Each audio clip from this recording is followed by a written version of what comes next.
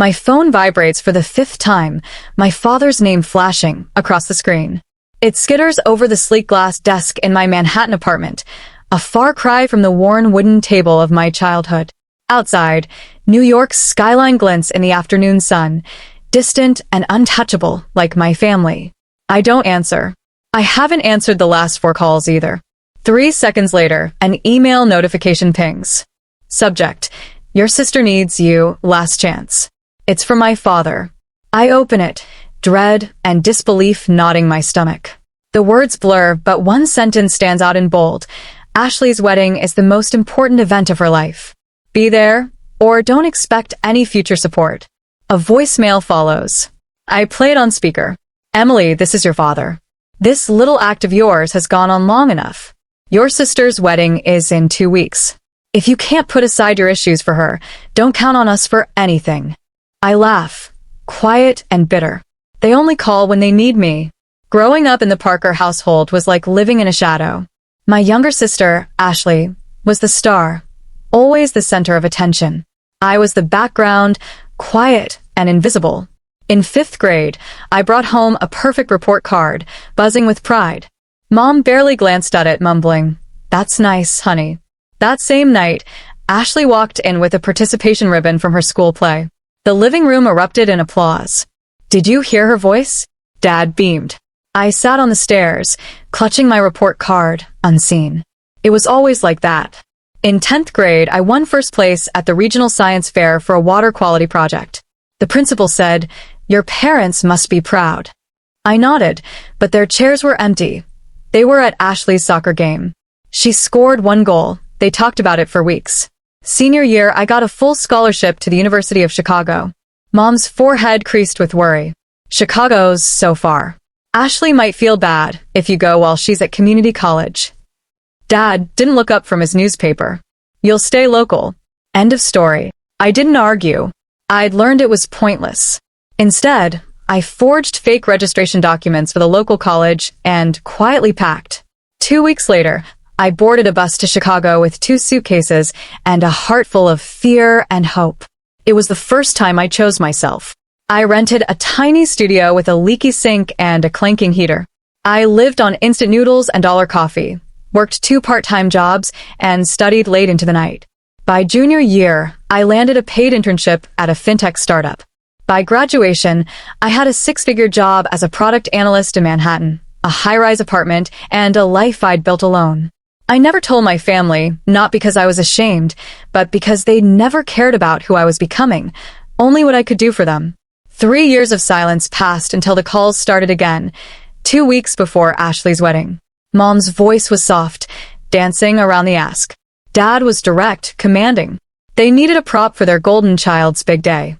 The voicemail echoed, "Your sister's wedding is a huge deal. If you can't support her, don't expect anything from us." No apology, no acknowledgement of my life, just guilt. I checked my bank account. $138,000 in savings, more than enough to never need them. They didn't know that. A memory surfaced. 3rd grade, my perfect report card ignored while they celebrated Ashley's Best Smile award. I was invisible then, and now I mattered only as a role to play. I booked a flight, not for them, but for me. I'd walk back into that house as the woman they never knew, not the forgotten daughter. The driveway's uneven gravel crunched under my rental car's tires. The house was transformed, draped in white roses and ivory fabric, a bridal magazine come to life. Mom opened the door, her hug brief and formal. "You decided to support your sister," she said, as if surprised. Dad handed me a clipboard without a greeting. "Welcome bags need assembling, programs folded. Ashley wants them done by 4." Ashley appeared, barking into her phone about cascading flowers. She air-kissed my cheek. "Thank God you're here.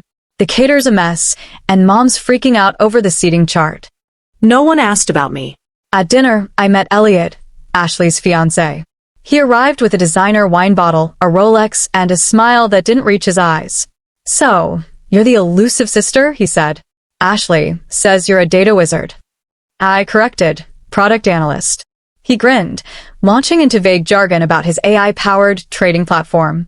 My father nodded like he understood. Ashley beamed. I asked simple questions.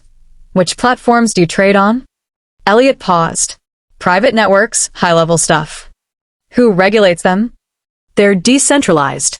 That's the beauty. Dad shot me a sharp glance. Not everyone wants to talk business, Emily.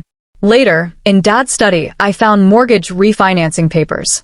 The house, nearly paid off, had been remortgaged for a significant sum. I overheard Dad earlier. $15,000 is nothing for what he's offering. That nothing was everything, their savings, Mom's retirement. Elliot was no genius. He was a con man. I didn't sleep. In Ashley's old room, now a bridal shrine, I dug through public records, Reddit threads, and social media. Same smile, different names. Ethan Lewis, Edward Lambert, Elliot Lawson, now Ryan Caldwell. Same pitch, same disappearances. Always before the wedding. At Ascended, New York in the morning, I went to the local coffee shop. The waitress, Margie, recognized Elliot's photo. My cousin got scammed by someone like him. Edward something. Took everything.